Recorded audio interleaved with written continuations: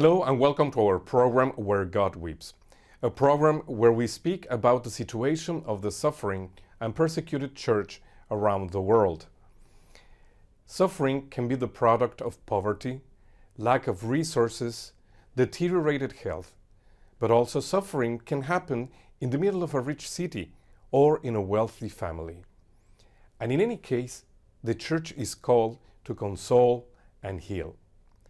Today we will know about the congregation of Alexian Brothers. We will hear the testimony of Brother Barry, a member of the congregation who worked providing help in poor regions of northern Nigeria and then helping people suffering from addictions in the heart of London. Brother Barry, welcome to our program. Thank you very much. Thank you. Brother, why don't we start with a little bit of your personal story? How did you get involved in your congregation? It's interesting. I was born in Cork, near Cork city, not too far in Ireland. And when I was going to school, missionaries came to the school, even to the junior or primary school. And I was always fired up with zeal when they came. And I used to go home and say to my father, I'm going to become a Franciscan. I'm going to become one of the missionaries to Africa. And my father used to say, no, you're too young. Wait till later. And when I had finished what was my schooling, post-primary, and I was waiting for exam results, I started working during the summertime. And I'd forgotten about joining. I was thinking then of what I would do. And my teacher in school used to be always saying to me, you have the right size to be a policeman. And so he was always encouraging me in that area. And then a chef, when I was working, came during the holidays, said to me, you're always reading. And he came with some publications he'd received from his aunt in America. And this was a good man, this chef, and he saw. And among the publications was Sign magazine, which was a publication of the Passionist community or order. And I opened up the pages, and there in front of me, I saw modern day Samaritans. Because at that time I was thinking, I'd love to do work in an area of health. But I didn't know that I hadn't gone to school to any religious and had never encountered religious really. And I gone to school. So I thought, I didn't know such people existed. But the address was America. And I wrote a letter and I didn't post it. I put it in a drawer. And I thought, I'll ask them, are they in Europe? But I hadn't posted the letter. I kept it there. You know, really, this is high risk. And should I do it? The chef came to me a few weeks later and he said, I have some more material for you. And among them was a paper, an English public newspaper, a Catholic newspaper, The Universe. And there I saw in The Universe the Alexian Brothers in London. And I wrote to them, and the provincial at the time contacted me, and he sent the vocation director to meet me. And the vocation director was a very unusual man. The vocation director would probably not be taken in some congregations, because the vocation director came to our congregation as an older person. He was a recovering alcoholic, and he told me, I've spent time in prison for what I did in my addiction, but I paid everything back before I joined. And he was so full of enthusiasm, he almost convinced me to join anyway. And so I did. I joined in the end of 1959. And I was just only 17 and a half years of age. Now, you have mentioned now a couple of topics that I would like to talk about with you. And one is your passion for healthcare, your passion to be a missionary. And we're going to see that you have developed your ministry, your work in this field in very contrasting circumstances. So let's start with your experience in Africa. You spent time in Nigeria and Ghana, is that correct? I actually went to Nigeria at the time of the Civil War, and I landed in an airport in Kano City in the north. And as our plane was landing, there were planes taking off to bomb Biafra, which was the region of Nigeria at that time fighting for independence. And that was the Nigeria that I went into, though Nigeria is a huge country. And the area I went in the north of it was totally different. It was a very rural area with a few schools and no clinics. And we were asked by the bishop there, who actually had a brother in our own congregation. He was one of the St. Patrick's Missionary Society, or known in Ireland as the Kiltegan Fathers. And he had invited us to set up a clinic in an area 60 miles or kilometres, 65, 70 from the nearest town. And that was the reality that I went into. And it was a huge cultural difference. I realized that I was coming with a mentality that was Western.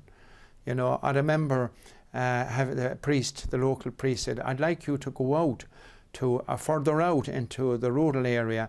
There's been people who are attending a leprosy treatment program for years, and maybe they don't need the leprosy tablets anymore. The catechist gives them the tablets. So I took a young local lad with me who would interpret, and the first man came in and I said, ask him what age he is, and he said 200 years. And I said, oh no, that's ridiculous. He said, brother, that's what he says. While I said, ask the man next to him how old he is, and he said 190. So I thought, well, they have no reason. They're not going to be getting any pension, and who does this crazy person? What use is them? Because they didn't know their age. That was irrelevant to them. And here was this crazy person asking them how old they were. What had this to do with the leprosy tablets? And that was one of the big the realities that struck me, that I have to have a new mindset. It's like a conversion. I have to have a whole new mindset, which was the most wonderful thing that happened to me. How many years you spent in Nigeria? I spent nearly 10 years in Nigeria, and I went on to Ghana after that, but only for over 2 years, because I remember I went there when I was 27, and when I was 37, I remember thinking, what's all this about? I suppose it was kind of a crisis of faith as well. And I remember, why? I think the well had run dry. I think, I had a lot of instruction in faith and everything, but I thought there's something lacking. And I was praying. And if somebody asked me today, how did has God ever spoken to me? I'd say yes. And they say, how?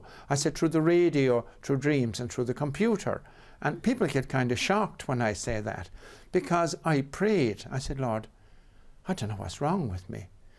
And then I listened to Radio France International in an English program while I was doing accounts for the clinic one afternoon. And I heard a man speak about Jesus.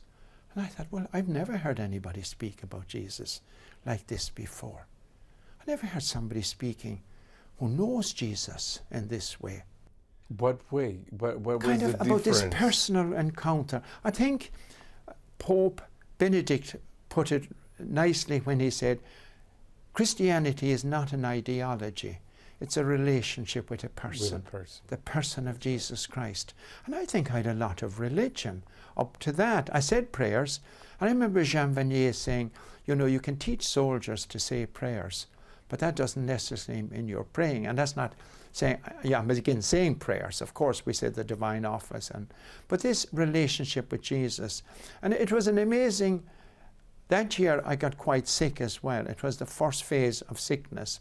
I had got cerebral malaria, and I had to be taken 200 miles to a hospital in a station wagon. And that year I got meningitis, and I had been taken 500 miles in the back, a mattress in the back of a van to the city of Ibadan, to a hospital run by the Medical Missionaries of Mary. And I was kind of almost burdened out. But I went back then, and I went to Ghana, and I got a viral illness. And it was like being permanently seasick. And I was 39 years of age. I remember getting up at night and kneeling beside my bed and praying. I said, Lord, I can't go on. This is like permanent seasickness. and I'd love to die. And people asked me, I had to come home at that point, and people asked me afterwards, what was the best thing that ever happened to you in your life? And I'd say, sickness. Because I think I was a very hard nut to crack.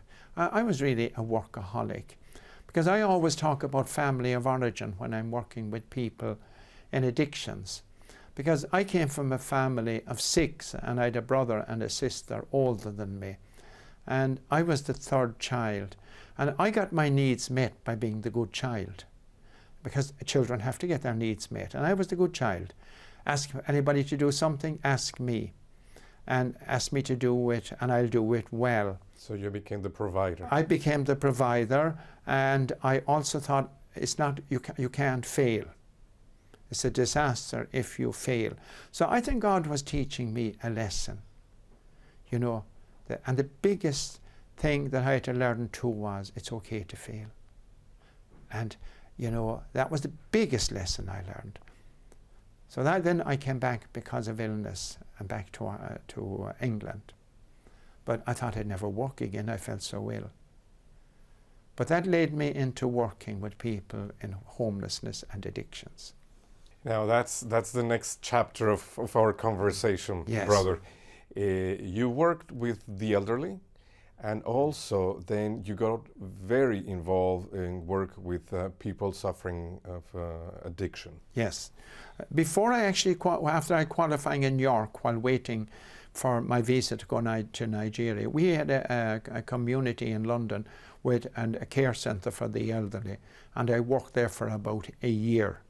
But it was when I came back from Africa, and I was asked by my provincial at the time, AIDS was very much coming into existence in London, and our provincial asked 2 brothers to go to London and to work in the hospital, the public hospital, with people who had got AIDS. And he wanted to establish a small community. So he asked me, would I go to London? Just find a mission. It was work outside of the community, to find a mission with the homeless. I didn't know where to start. But God led me into it in unusual ways. And I ended up working at King's Cross in London, which was, at that particular time, it was the centre of drug addiction and prostitution in London. And it was where the place where I worked was the biggest direct access drop-in centre in the whole of England. And my primary work there was with doing what they call relapse prevention. I also did some stress management, anger management, and I continued training at that point in general counselling and addiction counselling, which I could do within my field of work. And I did that for over 15 years. And that was also one of the most enriching times in my life. Because if somebody said to me, who evangelized you? And I said, well, if I am evangelized, this was the poor people in Africa. And it was the worst addicts in London. They somehow changed me. And that was a grace, an absolute grace. It is interesting, brother, that you found this deep suffering in Africa, the reason being the economical conditions, poverty. But then you go to a very rich, sophisticated city like London, yes. and you find also suffering and another kind of poverty. I think I did. I found another kind of poverty, and it was interesting for me because my community, the congregation of Alexian Brothers, we were originally known as the Bay Guards, or the male counterparts of a group of women called the Beguines. And our earliest records actually go back to 1050. And here on our crest, we have 2 shovels. Many people ask us today, what are the 2 shovels about? And we jokingly say, but it's also true, God can move mountains, but you've got to bring your own shovels. And he's not a magician. But of course, we buried the dead during the bubonic plague, and we lived outside the city walls. And at one time in our history, we were down to 3 brothers because of the plague. And it's in our history where at the time they put 12 brothers' habits on the altar rails and prayed for vocations, and they got 12 and they were dead within a year, because that was the reality of the times. Now, some people will use that today if a congregation is maybe dying out to say, oh, the Alexian Brothers were down to 3 members, but I always remind them the reasons why. We can't expect God to renew us automatically without us making huge efforts. So that for me, then when I came back to London, and Mother Teresa had made a statement which had a huge impression on me.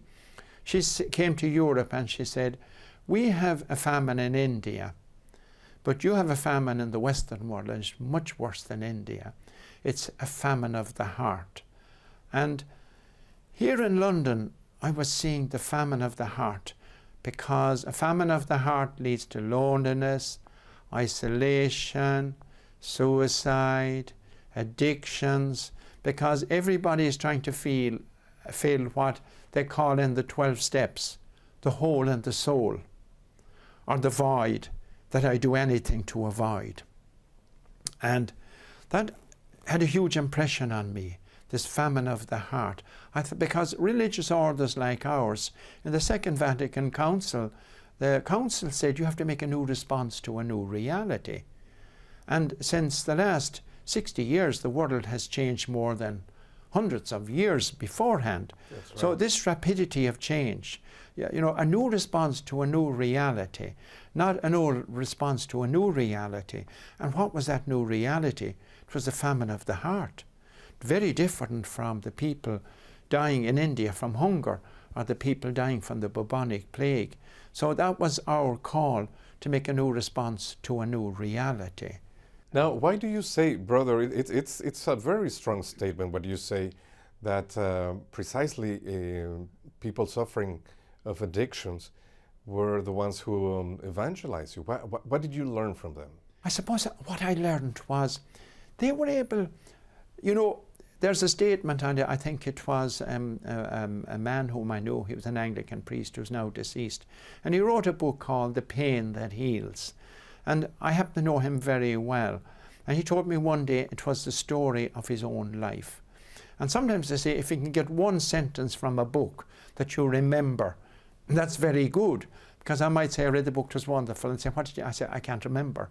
But I always remember what he said. We learn nothing from success except to inflate our ego. All of what we learn will come from adversity, through being broken by the Lord, the ego being broken. And here I saw people who recognized the need for a Saviour, because they had hit their rock bottoms. And many of them were already members of AA, GA, SA, or all the 12 steps groups. And to me, that's a program for life. Its origins are truly Christian. And in the 3rd step of the 12 steps, it says, the first is, I'm powerless in the face of whatever is unmanageable in my life. That can apply to any one of us. And the 2nd step, there's a power greater than me who can set me free. And the 3rd step is, I surrender my life to that power. Now, they have a wonderful statement. Not everybody can do that. I think many of us like to think, I might like to think I have done it, but giving up control is the most difficult thing. Jesus is asking me to walk on water. And it's a bit like St. Paul going to Malta. He didn't intend to go there, but Jesus took him there, and because it wasn't where he wanted to go, you know, but he surrendered his life to God, and his ship took him somewhere else. Yeah. Shipwreck took him somewhere else. So in that 3rd step, they have most a wonderful statement. They say, I had a spiritual awakening and a life beyond my wildest dreams. And at that point, all searching ended and life began. Now, there's biblical language for that. It's what they are saying is, I found the pearl of great price. And when you or I find the pearl of great price, you sell everything? We sell everything. We detach from everything. Nothing matters anymore. All this searching and searching and searching in power, in money, and addictive patterns of behavior. No, we need to function in life, and we need all those things, but we're not attached to them. And that for me then was for me a huge turning point as well. And I always use the example, there's a book called The Anonymous Disciple. It's about a priest in America who was an addict, and his congregation eventually persuaded him to go to a treatment program. And when he went there, an evangelical Christian who was also in an addiction met him, and he said, "Hello, I'm George the collector," because they had two Georges and they had to have a nickname. He collected garbage. And he said to the priest, "Do you pray? Are you a priest?" And he said, "I am." And he said, "Do you pray?" And he said, "I do." "And how do you pray?" And he said, "I say in my office, I say in my mass, I do everything." George says, "And it doesn't work." And the priest thought, "Well, it doesn't." And George said, "Do you want me to teach you how to pray?" And of course he wouldn't. But later he got humble enough to say, "George, will you teach me to pray?" And he said, "I will." But he said, "You're doing everything right except one thing. You've not surrendered your life to God." And that statement also for me was very relevant, because the Second Vatican Council, when I ask people today, what was the Second Vatican Council about? People come up with all sorts of answers. But I said, you know what it was primarily about? Putting back the priority in the church. G.K. Chesterton said, you know, if you put first things first, you'll get second things thrown in, and if you don't, you'll get neither. And we had put the institution before the call to holiness. And the church said, no, the call to holiness is what is most important. And also was influenced by a statement of Pope John Paul, when he said, and I can't remember, it was only 2000 or 2000 and something, he said the biggest problem facing the church is not the nuclear war, the famines in the world, the homelessness, the breakup of families. They're all problems. Shortage of vocations, they're all problems. But the biggest problem is the lack of emphasis on the call to holiness, because when that happens, other things, the rest will follow. And that had a huge impact on me, because it kind of fitted in with, and I was totally drawn into the spirituality of the 12 steps and saw what it did for the lives of people.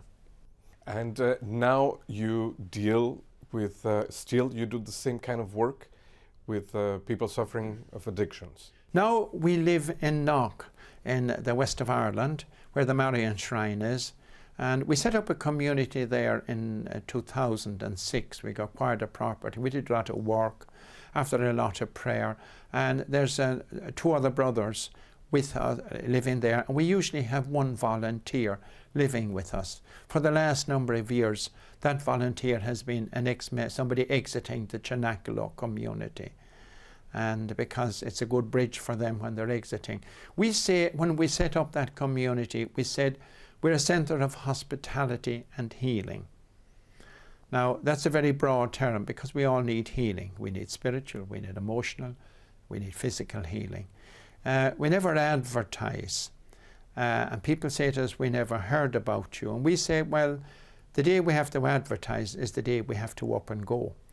Because they have a great saying in the 12th step of the 12 steps, go out and announce the good news. And what is the good news that they are announcing? It's the good news that you can be set free. There is a one who can set you free from everything that can destroy you, including death. And, you know, addiction is a death. And so that's what we as Christians are called, is to go out and announce the good news. But not by coercion, but by attraction. And that's what we say, we don't advertise. The day we advertise is the day we should have to leave Knock. And so people come to see us, people come to stay with us. We don't have a television or a radio in the house. And people come for quiet and peace, and we say you have to stay for a certain number of days. And they join us for prayer. We have a small oratory that's dedicated to Christ the Healer.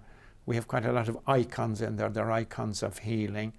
And through word of mouth, people come and stay in accommodation with us. We have a second house with a few apartments where people come to pray, maybe do a private retreat, because they have all the services at the Marian Shrine in Knock. And for all sorts, then people hear of us through our prayer cards. We have a nice prayer card, and the prayer to Alexian Brothers, prayer to Christ the Healer, is on that. We have the night prayer to St. Augustine on that. And we have the serenity prayer. So a lot of people get that prayer card and they'll ring us up or they'll email us. And we send those cards all over the world. 4 weeks ago, we sent about quite a supply to Toronto. And then we had a demand for a supply from a place in Texas. And there's a continuous demand for that. And people get to know us. So we never need to advertise.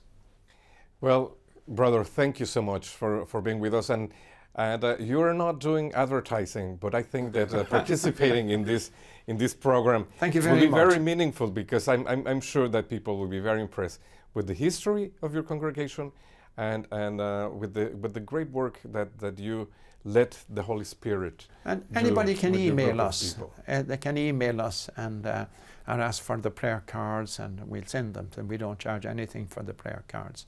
We'll send them to them. Thank you, brother. Oh no, thank you very much. It's a pleasure to be with you on this program. Thank you, brother. And thank you, ladies and gentlemen, for being with us in another program of Where God Weeps. If you want to know more about the work of the congregation of the Alexian Brothers in the world, we encourage you to contact the information at the end of this program. Thank you, and God bless.